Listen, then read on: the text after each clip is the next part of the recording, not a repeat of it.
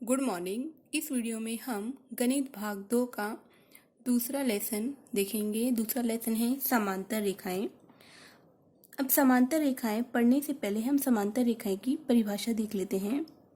तो समांतर रेखाएं क्या होता है बच्चों कि किसी एक ही प्रतल में जब दो रेखाएं समान अंतर पर होती हैं और एक दूसरे को प्रतिच्छेदित नहीं करती हैं तो उन रेखाओं को हम समांतर रेखाएं कहते हैं। जैसे उदाहरण के लिए ये एक रेखा, ये दूसरी रेखा। अब ये दो रेखाएं हैं, ये समांतर रेखा हैं क्योंकि ये जो है एक दूसरे से अगर हम देखेंगे तो समान अंतर पर हैं और एक दूसरे को प्रतिच्छेदित नहीं करती है। प्रतिच्छेदित मतलब काटती नहीं है, तो इसको हम समांतर रेखाएं कहते हैं। तो बच्चों समांतर रेखाएं जो इस तरीके से भी हो सकती है, थोड़ी सी टेढ़ी, बस उनके बीच का अंतर क्या होना चाहिए, समान होना चाहिए और एक दूसरे को प्रतिच्छेदित नहीं करनी चाहिए। अब इसके बाद अब हम एक एल समांतर रेखा खींच लेते हैं। ये एल समांतर रेखा है। उसके बाद एक दूसरी उसके नीचे और खींचते हैं, ये एम समांतर रेखा है। ठीक है, तो पहले इसको लिख लेते हैं बच्चों। रेखा एल, रेखा एम। देखो मैंने बीच में ऐसा जो निशान खींचा है, ये निशान समांतर रेखा का है। याद रखना है, इस निशान को क्या बोलते हैं, समांतर रेखा। इसका मतलब है रेखा एल जो है, रेखा एम, दोनों कैसी ही समांतर रेखाएं हैं। उसके बाद इन समांतर रेखा को एक तिर्यक रेखा, ये तिर्यक रेखा है, इसको मान लेते हैं यन। तो तिर्यक रेखा एन जो है इसको क्या कर रही है, प्रतिच्छेदित कर रही है रेखा एल को भी और रेखा एम को भी। तो लिखते हैं कि तिर्यक रेखा एन है। अब बच्चों जब रेखा एल एम को तिर्यक रेखा एन क्या करती है, प्रतिच्छेदित करती है, तो यहाँ पर 8 कोनों की जोड़ियां बनती है। देखो कैसे, एक कोण ये रहा, 2 3 4 5 6 7 8। यानी कि जब दो समांतर रेखाओं को एक तिर्यक रेखा, जब समांतर रेखाओं को तिर्यक रेखा प्रतिच्छेदित करती है तो वहां पर 8 कोनों की जोड़ियां बनती है। तो इन 8 कोनों को नाम दे देते हैं। इसको ए, कोण बी, कोण सी, कोण डी। उसके बाद कोण ई, एफ, जी, एच, है ना। तो उनको कोणों के नाम दे दिए। अब उसके बाद हम सबसे पहले समझेंगे रेखिक युगल कोण क्या होता है। रेखिक युगल कोण। अब रेखिक युगल कोण में देखो, कोई रेखा होती है, इस रेखा को कोई जब रेखा क्या करती है, प्रतिच्छेदित करती है, तो जब प्रतिच्छेदित करती है, जब हम यहाँ तक बढ़ाते हैं, सपोज करो अगर हमने यहाँ तक बढ़ाया तो यहाँ पर 2 कोण बन रहे हैं, 1 और 2। जब फिर हमने नीचे को बढ़ाया है तो यहाँ पर 3 और 4 कोण बन रहे हैं। तो इन कोणों को नाम दे देते हैं ए, बी, सी, डी, है ना। लेकिन हमें समझना क्या है, रेखिक युगल कोण। रेखिक युगल कोण क्या होता है, जब इस रेखा को, जब ऊपर वाली रेखा यहाँ पर प्रतिच्छेदित करती है तो 2 कोण बनते हैं, कोण डी और कोण ए, या ऐसे बोल सकते हैं कोण ए और कोण डी। तो कोण ए और डी, इन दोनों का योगफल जो है कितना होता है, 180 होता है। या बोल सकते हैं रेखिक युगल कोण जो परस्पर संपूरक होते हैं। संपूरक मतलब इन दोनों कोणों का योगफल 180 होता है। तो लिखते हैं कोण ए प्लस कोण डी बराबर 180, इसे रेखिक युगल कोण कहते हैं। अब उसके बाद यहाँ पर बच्चों एक ही रेखिक युगल कोण नहीं बन रहे हैं, 4 बन रहे हैं। कैसे देखो, अब जैसे ये रेखा है, इस रेखा, ये इस वाली रेखा को ये रेखा क्या कर रही है, काट रही है यहाँ पर। तो यहाँ पर 2 कोण बन रहे हैं डी और सी, तो उनका भी कोण का योगफल कितना होगा, 180 होगा।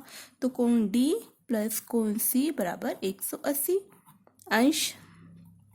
अब उसके बाद यहाँ पर भी देखो, ये रेखा है, इसको ये वाली रेखा प्रतिच्छेदित कर रही है, तो यहाँ पर और यहाँ पर भी 2 कोण बन रहे हैं, तो इन दोनों कोणों का योगफल भी कितना होगा, 180 होगा। तो कोण सी प्लस कोण बी बराबर 180 अंश। उसके बाद इस रेखा को ये वाली रेखा प्रतिच्छेदित कर रही है, तो यहाँ पर कोण ए और कोण बी, इनका योगफल भी कितना होगा, 180 होगा। और इसी को हम क्या बोलते हैं, रेखिक युगल कोण। ठीक है। ऐसे अगर हम इस वाले डायग्राम में देखें तो इस वाले डायग्राम में भी जो एल रेखा है, एल रेखा को जब एन रेखा प्रतिच्छेदित कर रही है तो यहाँ पर 4 कोण बन रहे हैं, है ना, कोण ए, बी, सी, डी। तो अगर हम ऊपर देखें तो कोण ए प्लस डी है ना। इस रेखा को ये रेखा प्रतिच्छेदित कर रही है, तो यहाँ पर भी क्या हो रहा है, इन दोनों का योगफल क्या होगा, 180 होगा। ऐसे इधर देखें तो कोण डी प्लस कोण सी का भी योगफल 180 होगा रेखीय युगल कोण से। ऐसे कोण सी प्लस कोण बी बराबर 180 रेखीय युगल कोण से। कोण ए प्लस कोण बी बराबर भी 180 रेखीय युगल कोण बन रहा है। ऐसे ही अगर हम नीचे देखें तो नीचे भी ऐसे हो रहा है, ये काट रही है यहाँ पर, तो कोण एच प्लस कोण ई का योगफल 180 रेखीय युगल कोण से। कोण एच प्लस जी का भी 180, कोण जी प्लस एफ भी 180 और कोण एफ प्लस ई भी 180, इसे बोलते हैं रेखीय युगल कोण। अब उसके बाद देखते हैं संगत कोणों की जोड़ियां।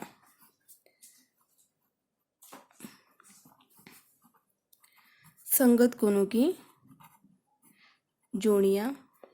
अब संगत कोणों की जोड़ियां देखिए, ये वाला डायग्राम देखते हैं। संगत कोणों की जोड़ियां में ये जो एल और एम जो रेखा है, एल और एम, तो एल रेखा के बच्चों जो ऊपर वाले कोण हैं, ऊपर वाले कौन से हैं, डी और ए। उसी प्रकार एम के ऊपर वाले कोण कौन से हैं, एच और ई। यानी कि इस रेखा के ऊपर वाले और इस रेखा के भी ऊपर वाले, है ना। तो ऊपर वाले कोण डी और ए और एच और ई। तो डी के सामने वाला ऊपर वाला कोण कौन सा है, एच, और ए के सामने वाला कोण है ई। तो डी का संगत कोण होगा एच और ए का संगत ई। उसी प्रकार नीचे वाले कोण देखते हैं, इसका नीचे वाला कोण सी और बी है और इसका जी और एफ। तो सी का संगत कोण कौन होगा, जी, और बी का कोण होगा एफ। तो इसको लिख लेते हैं, कोण डी का जो संगत कोण है, कोण एच है, कोण डी तथा कोण एच, है ना, उसकी संगत जुड़ी है। इसी प्रकार इसके सामने वाला, ऊपर के ऊपर वाले सामने वाला, तो कोण ए तथा कोण ई, कोण ए तथा कोण ई। अब नीचे वाले का नीचे के साथ, कोण सी का किसके साथ होगा, कोण जी की संगत जोड़ी होगी। उसी प्रकार कोण बी की संगत जोड़ी कौन सी होगी, कोण एफ होगी। तो इस प्रकार यहाँ पर संगत कोणों की बच्चों 4 जोड़ियां पाई जाती है, 1 2 3 4, ये संगत कोणों की जोड़ियां। अब उसके बाद हम पढ़ेंगे अंतः एकांतर कोण। अंतः एकांतर कोणों की जोड़ियां।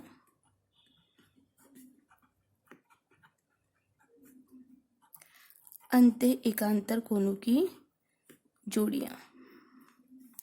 अब अंतः एकांतर कोणों की जोड़ियां में ये वाला डायग्राम देखेंगे, दो समांतर रेखा जिसमें तिर्यक रेखा है। तो अंतः मतलब क्या होता है बच्चों, अंदर वाले, है ना। तो अंदर वाले इन समांतर रेखाओं के, एल और एम समांतर रेखाओं के अंदर वाले कोण कौन से हैं, सी एच बी ई, ये अंदर वाले कोण हैं। तो अब एकांतर मतलब क्या होता है, अंदर देखो एक जेड बन रहा है, यहाँ से ले ऐसे, फिर ऐसे और ऐसे। तो जेड में बच्चों ये वाला कोण इसके एकांतर होगा अंतः। अगर इस तरीके से जेड बनाते हैं हम, तो ये वाला अंतः एकांतर कोण की जोड़ी कौन सी होगी, कोण बी की साथ, कोण बी की कोण एच के साथ होगी। तो अंतः एकांतर कोण की जोड़ी कोण सी की ई के साथ, बी की एच के साथ। तो लिख लेते हैं कोण सी तथा कोण ई और कोण बी तथा कोण एच। अब उसके बाद बाह्य एकांतर कोण की जोड़ियां।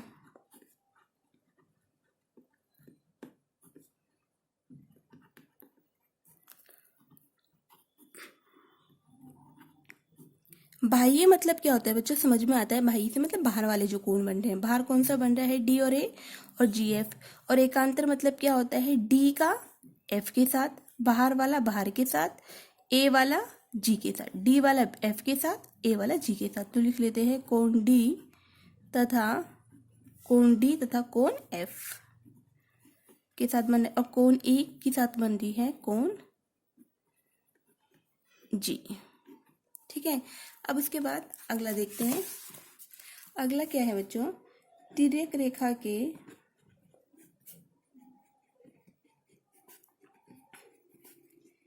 एक और बनने वाले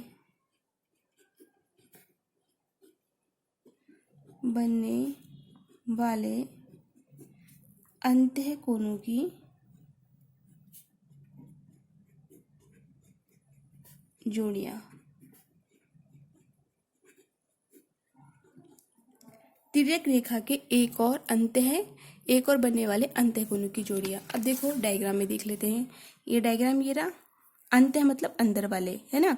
अंदर वाले कोण कौन से, सी बी एच ई। एक और मतलब एक साइड के, तो एक साइड कौन से हैं, सी और एच है इस साइड कौन से, सी एच, और इस साइड कौन से है, बी और ई। तो सी की अंतः कोण की जोड़ी क्या होगी, एच के साथ, और बी की किसके साथ होगी, ई के साथ। तो लिख लेते हैं कोण सी तथा कोण एच कोण बी तथा कोण ई। अब उसके बाद है बच्चों शीर्षाभिमुख कोण।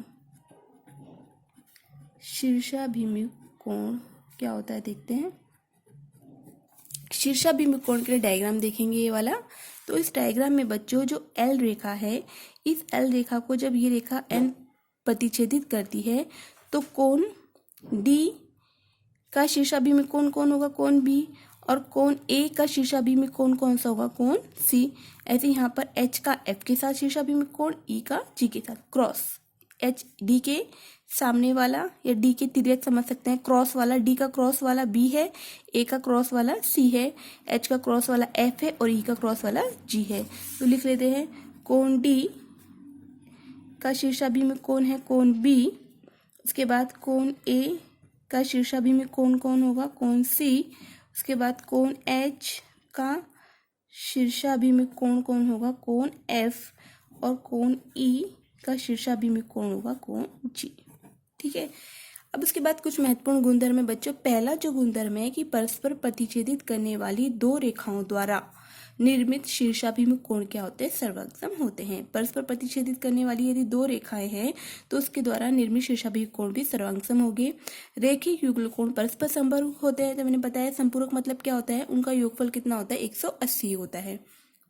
तीसरा, यदि संगत कोणों की एक जोड़ी सर्वांगसम होती है तो संगत कोणों की अन्य जोड़ियां भी कैसी होगी, सर्वांगसम होगी। उसके बाद चौथा देख लेते हैं बच्चों। यदि एकांतर कोणों की एक जोड़ी सर्वांगसम होती है तो एकांतर कोणों की अन्य जोड़ियां भी कैसी होंगी, सर्वांगसम होगी। यदि तिर्यक रेखा के एक और निर्मित अंत्य कोणों का योगफल 180 होता है तो अंत्य कोणों की अन्य जोड़ियों के मापों का योगफल भी कितना होगा, 180 होगा। जैसे तिर्यक रेखा की एक और निर्मित मतलब क्या, जैसे यहाँ पर तिर्यक रेखा की एक और निर्मित, डायग्राम में देखेंगे तिर्यक रेखा की एक और निर्मित अंत्य कोणों का योगफल कोण सी प्लस कोण एच का योगफल यदि 180 होगा तो कोण बी प्लस कोण ई का भी योगफल कितना होगा, 180 होगा, है ना। अब उसके बाद आगे का चौथा भी तो पांचवा देखा, अब हमने चौथा देखते हैं। यदि एकांतर कोणों की एक जोड़ी सर्वांगसम होती है तो एकांतर कोणों की अन्य जोड़ियां भी सर्वांगसम होती है।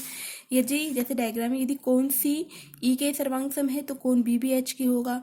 यदि कोण डी एफ के सर्वांगसम है तो कोण ए भी किसके सर्वांगसम होगा, कोण जी के सर्वांगसम होगा। उसके बाद यदि संगत कोणों की एक जोड़ी सर्वांगसम होती है तो संगत कोणों की अन्य जोड़ी भी सर्वांगसम होती है। संगत कोण मतलब क्या, यदि ए का संगत बी यदि सर्वांगसम है तो बाकी डी भी एच के सर्वांगसम होगा, बी भी एफ के होगा और सी भी जी के होगा।